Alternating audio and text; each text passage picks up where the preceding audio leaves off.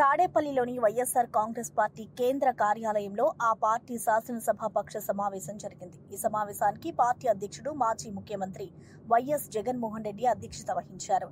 ఈ సందర్భంగా ముఖ్య అంశాలపై ఎమ్మెల్యేలతో జగన్ సమీక్ష నిర్వహించారు. పార్టీ భవిష్యత్ వ్యూహాలు, శాసనసభలో అనుసరించాల్సిన విధానాలపై చర్చించారు. రాష్ట్రంలో జరుగుతున్న తాజా పరిణామాలపై కూడా అభిప్రాయాలు వ్యక్తమయ్యాయి. వివిధ నియోజకవర్గాల్లో ప్రజల సమస్యలు, వాటి పరిష్కారం కోసం తీసుకోవాల్సిన చర్యలపై ఎమ్మెల్యేలు తమ సూచనలు తెలియజేశారు. మాజీ మంత్రి పేర్ని నాని ఒక కీలక వ్యాఖ్య ఆయన చెప్పారు. దేవుడి భూములు తీసుకున్నానంటూ కేసినేని చిన్ని ఆరోపణలు చేస్తున్నారు. అదే నిజమైతే నన్ను అరెస్ట్ చేసే దమ్ముందా అని నాని ఈ వ్యాఖ్యల్లో చెప్పుకొచ్చారు. 2007లో జరిగిన ఆ భూముల వేలంలో టీడీపీ నాయకులు కూడా పాల్గొన్నారని గుర్తు చేశారు. ఆయన మాట్లాడుతూ రాజకీయ ఆరోపణలను వ్యక్తిగత స్థాయిలో స్వీకరించలేరని, ఆరోపణలు నిజమైతే చర్యలు ఎవరికైనా వర్తిస్తాయని స్పష్టం చేశారు. ఈ వ్యాఖ్యల నేపథ్యంలో పార్టీ వర్గాలు, స్థానిక నాయకులు ప్రతిస్పందనలు ఇచ్చేందుకు ముందుకొచ్చారు.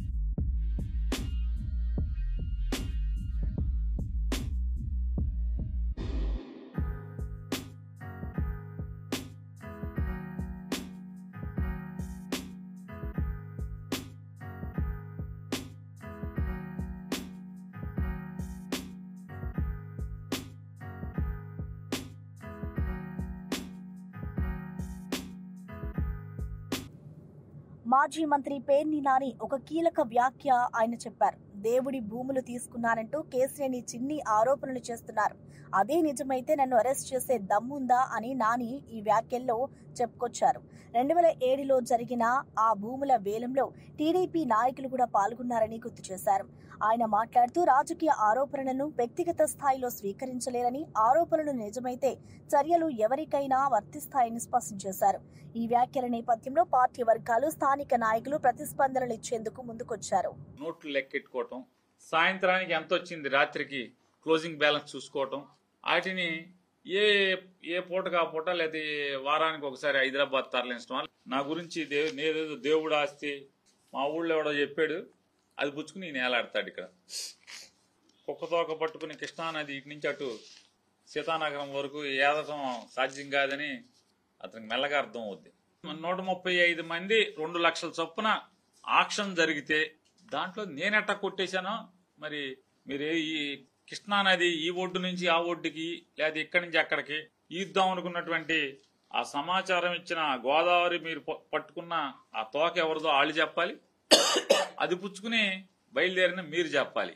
ఈ 135లో సరే వీళ్ళందరూ నేను వదిలిచ్చావంటే ఈ 135 మందిలో దాదాపుగా 50% మంది టీడీపీ వాళ్ళు. ఇందులో 30వ పేరు 2 లక్షల రూపాయలు కట్టినటువంటి 30వ పేరు కొల్లు రవీంద్ర గారికి గుండికాయ, ఇంకేదో కాయో రోజు ఆయనతోనే ఉంటాడు పల్లపాటి సుబ్రహ్మణ్యం గారు. ఈ గుండికాయ కూడా నేను కొనేశానా, నాకు అమ్ముడయ్యాడా? ఇప్పుడు ఒక తోక పట్టుకుని మీరు బయలుదేరారు కదా, ఆ తోకకున్న తలకాయతో మాట్లాడి విచారణ చేయించండి ఈ ఆక్షన్ మీద. ఖచ్చితంగా ఆ భూములు దేవుడికి వెనక్కి లాక్కోండి. అధికారం మీది, ఏది పడితే అది చేస్తున్నారు కదా. మాకు అధికారం లేదు, మీరు దేవుడి ఆస్తి కొట్టేశానని చెప్పి మీరు మాట్లాడుతున్నారు కదా, చేయండి. ఈ బియ్యం కొట్టేసిన మాట ఇప్పుడు చాలాసార్లు చెప్పాను. నా మీద కేసే పార్టీతో మీ తెలుగుదేశం పార్టీలని మీ పబ్లిక్ ప్రాసిక్యూటర్లని అందరిని అడగండి. లేదు దాంట్లో మీకు చేతనైతే, మళ్ళీ ఒకసారి చెప్తున్నా, మీకు చేతనైతే నాకు దాంట్లో యావజ్జీవ శిక్ష వేస్తారా, లేకపోతే 10 ఏళ్ళు వేయిస్తారా, 25 ఏళ్ళు వేయిస్తారా, వేయించండి. నా దగ్గర పనిచేసే అతనే తప్పు చేశాడని సాక్షాత్తు నేనే చెప్పాను. దానికి సరిపడా ప్రభుత్వానికి నష్టం లేకుండా నేను కడతానని కాగితం ఇచ్చాను. పల్నాడు జిల్లా వైఎస్ఆర్ కాంగ్రెస్ పార్టీ అధ్యక్షులు ఎమ్మెల్యే పిన్నెల్లి రామకృష్ణారెడ్డి జూలకంటి బ్రహ్మారెడ్డిపై తీవ్ర వ్యాఖ్యలు చేశారు. ఆయన మాట్లాడుతూ మాచర్ల ప్రాంతంలో ప్రజలు అభద్రతా భావానికి గురవుతున్నారని, దీనికి జూలకంటి బ్రహ్మారెడ్డి నైజమే కారణమని ఆరోపించారు. స్థానిక ప్రజలు ఆయన అసలు రూపాన్ని తెలుసుకుంటున్నారని పిన్నెల్లి అన్నారు. ప్రజలతో కలిసిమెలిసి ఉండకుండా భయభ్రాంతులు సృష్టించే రాజకీయాలు చేయడం సరికాదని వ్యాఖ్యానించారు. పార్టీ సంబంధించిన వాళ్ళ మీద కూడా ఎఫ్ఐఆర్ చేసి కేసులు పెట్టారు. కానీ ఇంతవరకు షార్ట్ షీట్ వేయకుండా ఈ గడిచిన 3.5 సంవత్సరాల కాలంలో ఎవరు తిరిగితే వాళ్ళని యాడ్ చేసుకుంటూ సంబంధం లేని వాళ్ళు కూడా ఆ పేరు పెట్టడం, వాళ్ళని రిమాండ్ పంపించడం, నిజంగానే ఎవరైనా తప్పు చేసి ఉంటే వాళ్ళ మీద చర్యలు తీసుకోవచ్చు, కేసులు పెట్టవచ్చు. కానీ ఏమి చెయ్యకుండా ఈ బ్రహ్మారెడ్డి అనే వ్యక్తి అతని నైజము హింసను ప్రోత్సహించటమే. పైకి మాత్రం పెద్ద గాంధీ మహత్వం లాగా నాకేం తెలియదు అన్నట్టుగా, ఇవన్నీ సంఘటన తెలియదు అన్నట్టుగా ఆయన పెద్ద శుద్ధపూసలాగా కూడా ప్రజలు బెళ్ళపిచ్చే కార్యక్రమం చేస్తా ఉన్నారు. ఇప్పుడిప్పుడే ప్రజలు కూడా తెలుసుకుంటా ఉన్నారు. ఎందుకనంటే పూర్తిగా కూడా ఎప్పుడు లేని ఈ 40 సంవత్సరాల్లో మాచర్ల నియోజకవర్గంలో లేని హింస ఈరోజు కనపడతా ఉంది. ప్రజల్లో ఒక అభద్రతాభావం కనిపిస్తా ఉంది. ఎక్కడైనా స్వచ్ఛతగా తిరగాలంటే తిరగలేని పరిస్థితి. ఏ కేసులో ఎవరిని తీసుకుని లోపలేస్తారో ఈ పోలీసులు కూడా వాళ్ళు ఏం చెప్తారో, ఏ చిన్న నాయకుడు చెప్పినా వాళ్ళని తీసుకుపోయి కూర్చోబెట్టడం, డబ్బులు వసూలు చేయటం, బెదిరియటం, కేసులు పెట్టడం, రిమాండ్ చేయటం. ఖచ్చితంగా ప్రతి కేసుకి రివ్యూ ఉంటుంది, ఖచ్చితంగా చేస్తాం. దాంట్లో వాళ్ళు చేసింది ఏదంటే అమ్మఒడి ఒకటి, రైతు భరోసా, పెన్షన్ కార్డు, ఈ 3 కనిపిస్తా ఉంది. రైతు భరోసా ఏం చెప్పారు? 20,000 ఇస్తామన్నారు. 2 సంవత్సరాలు 40,000 ఇవ్వాలి. 2 సంవత్సరాల మీద ఈరోజు చూస్తే 5,000 ఇచ్చారు. ఆ 5,000 కూడా 7 లక్షలు తగ్గించేసి 47 లక్షల మందికి 5,000 చొప్పున ఇచ్చారు. వాళ్ళు ఇవ్వాల్సింది 40,000 ప్రామిస్ చేస్తే జగనన్న దిగే నాటికి 44,50,000 తల్లులకి అమ్మఒడి ద్వారా ఇస్తే, చంద్రబాబు నాయుడు వచ్చిన తర్వాత ఈరోజు అది కుదించి 41,38,000 మందికి మాత్రమే తల్లులకి అకౌంట్లో డబ్బులు వేస్తున్న పరిస్థితి. ఆ రేషియో చూస్తే 87 లక్షల మంది పిల్లలకి అమ్మఒడి అంటే తల్లికి వందనం వాళ్ళు చెప్పే దాంట్లో ఇవ్వాల్సిన పరిస్థితిలో 66.5 లక్షల మందికి ఇచ్చిన పరిస్థితి. ఇప్పటి వరకు ఈ సంవత్సరాల కాలంలో 4 లక్షల పెన్షన్ తగ్గించిన పరిస్థితి. అంటే ఏమి లేదు, ఇదొక జిమ్మిక్కు. మేము 4,000 ఇస్తామని చెప్పి కొంతమంది పెన్షన్స్ తీసేసి వాళ్ళ నోర్లు కొట్టి ఆ డబ్బులు తీసుకొచ్చి ఇచ్చేసి మేమేదో ఇచ్చినామని ఒక బిల్డప్ ఇస్తా ఉంటాం. అనంతపురం జిల్లా వైఎస్ఆర్ కాంగ్రెస్ పార్టీ అధ్యక్షులు అనంత వెంకటరామిరెడ్డి ఆర్టీటీపై వస్తున్న ఆరోపణలపై ఖండించారు. నిస్వార్థంగా సేవలు అందిస్తున్న ఆర్డీటీపై నిందలు వేయడం తీవ్రంగా బాధాకరమని ఆయన వ్యాఖ్యానించారు. పేదల సంక్షేమం కోసం, ముఖ్యంగా గ్రామీణ ప్రాంతాల అభివృద్ధికి ఆర్డీటీ ఎన్నో దశాబ్దాలుగా విశేషంగా పనిచేస్తుందని గుర్తు చేశారు. జిల్లాలో విద్య, ఆరోగ్యం, ఉపాధి రంగాల్లో ఆర్డీటీ సేవలు స్పష్టంగా కనిపిస్తాయని తెలిపారు. ఇలాంటి సంస్థలపై అనవసర ఆరోపణలు చేయడం సమంజసం కాదని వ్యాఖ్యానించారు.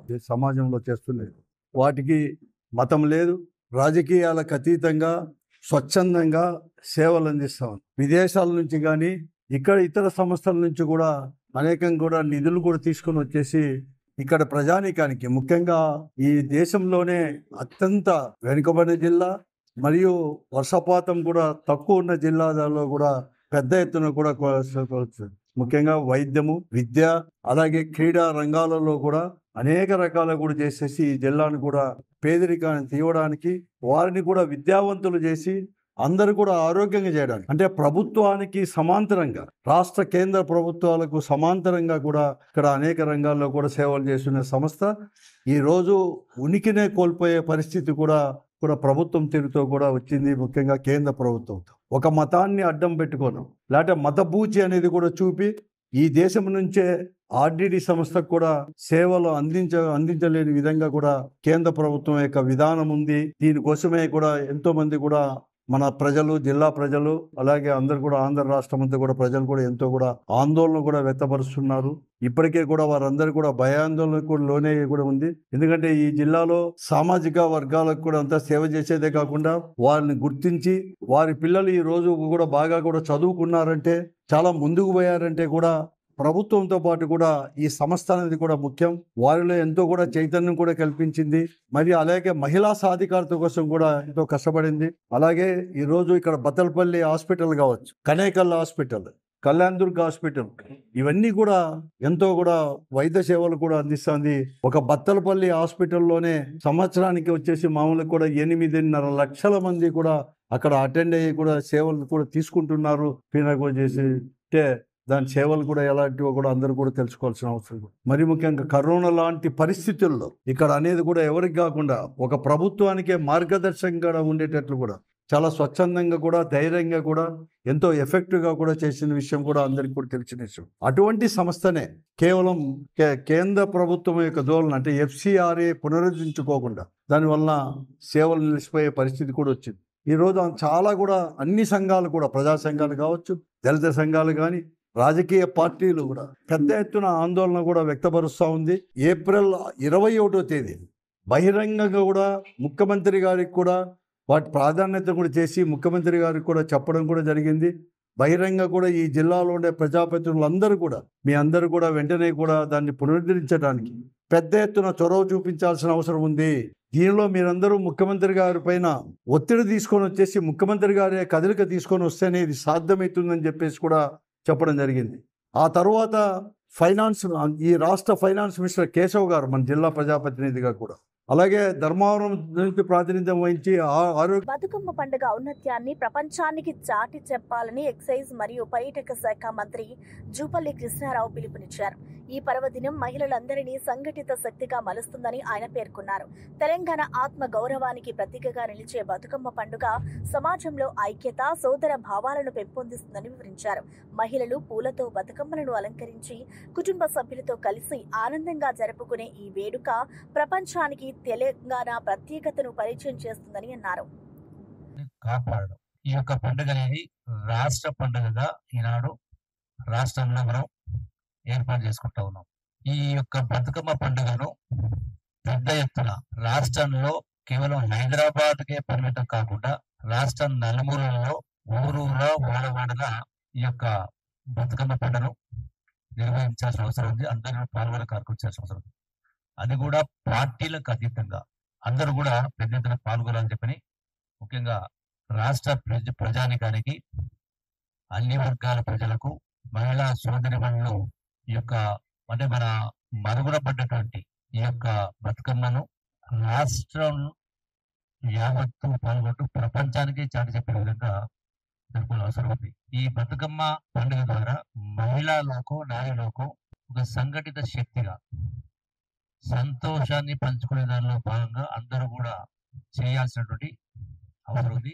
రెండవది ఒక సంతోషమైనటువంటి వాతావరణం యొక్క బతుకమ్మ పండుగ. ఈ బతుకమ్మ పండుగను రాష్ట్రంలో 21 నుంచి 30వ వరకు చేస్తా ఉన్నాం.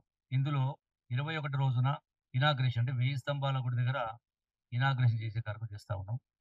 తర్వాత 22 నుంచి 26 వరకు ప్రతి 2 జిల్లాల్లో ఒకరోజు చేస్తారు. దాని యొక్క వివరాలు కూడా మొత్తం కూడా మీడియాకి ఇవ్వడం జరుగుతుంది. అట్లాగే 27 నుంచి 30 వరకు హైదరాబాద్ లో కండక్ట్ చేసి ఏర్పాటు చేయడం జరుగుతుంది. 28 నాడు లాల్ బహదూర్ స్టేడియంలో 10,000 మందితో బతుకమ్మను అంటే అది కూడా 63 ఫీట్ల బతుకమ్మను ఏర్పాటు చేసే కార్యక్రమం చేస్తాము.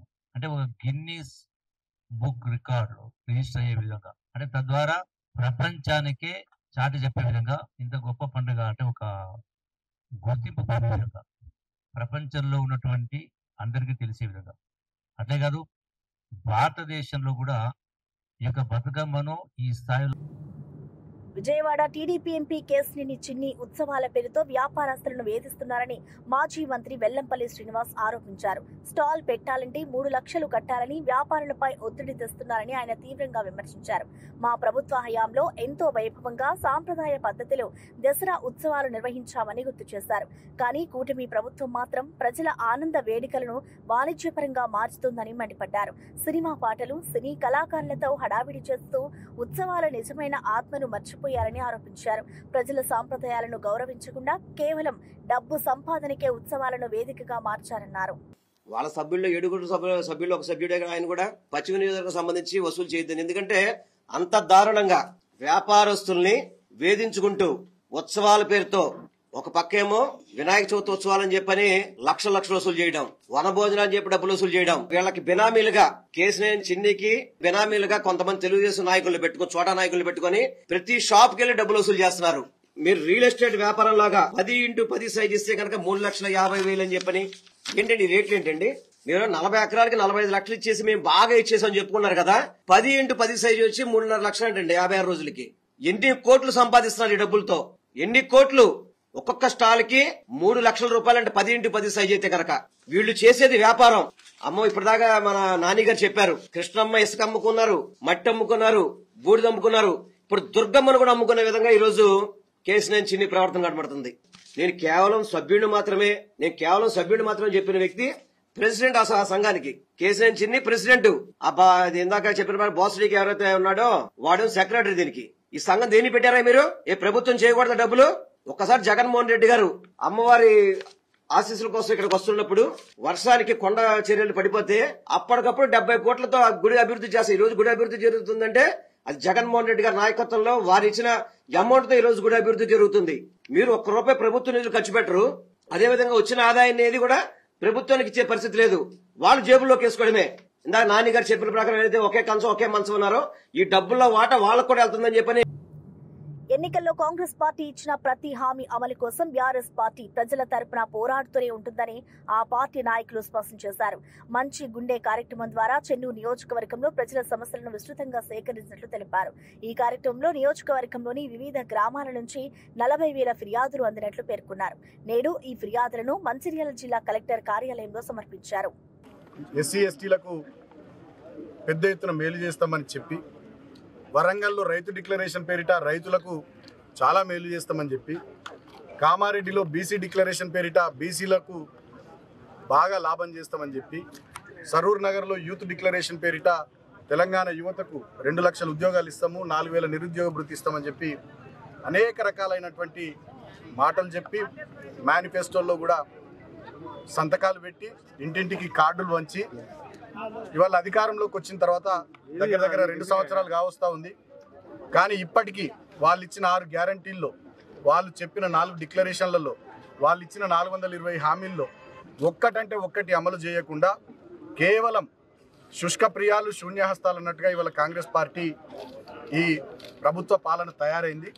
అందుకనే చెన్నూరు అసెంబ్లీ నియోజకవర్గంలో పార్టీ ఆదేశం మేరకు ఒక పైలట్ ప్రాజెక్టు కార్యక్రమాన్ని, అప్పుడే మంచిగుండే అనేటటువంటి కార్యక్రమాన్ని తీసుకొని సెప్టెంబర్ 1వ తేదీ నుంచి నిన్నటి వరకు 16 రోజుల పాటు సుమారు 40,000 మందిని ప్రత్యక్షంగా చెన్నూరు అసెంబ్లీ నియోజకవర్గంలో కలిసి మా పార్టీ శ్రేణులంతా కూడా మరి కాంగ్రెస్ పార్టీ మీకు చెప్పినట్టు అన్ని కార్యక్రమాలు అమలు చేసిర్రా, ప్రతి మహిళకు 2,500 ఇస్తామన్నారు ఇచ్చిర్రా, 18 ఏళ్ళు నిండిన అమ్మాయికి స్కూటీ ఇస్తామన్నారు ఇచ్చిర్రా, 2 లక్షల ఉద్యోగాలు ఇస్తామన్నారు ఇచ్చిర్రా, రైతు రుణమాఫీ 2 లక్షలు చేస్తామన్నారు చేసిర్రా, ఆడబిడ్డ పెళ్లి చేసుకుంటే ₹1,00,000 ఇచ్చి తులం బంగారం ఇస్తామన్నారు ఇచ్చిర్రా, 4,000 పెన్షన్ ఇస్తామన్నారు ఇచ్చిర్రా అని ఇట్లా అన్ని రకాల విషయాలు ఫిర్యాదుల రూపంలో ప్రజల దగ్గరికి పోయి ఆ ఫిర్యాదులు స్వీకరించి ఇవాళ కాంగ్రెస్ పార్టీ మీద, ఈ ప్రభుత్వం మీద మరొకసారి ప్రజల తరపున ఒత్తిడి పెంచడానికి ఇవాళ ఆ రకంగా సేకరించినటువంటి ఫిర్యాదులన్నింటినీ కూడా తీసుకొని ఇవాళ మంచిర్యాల జిల్లా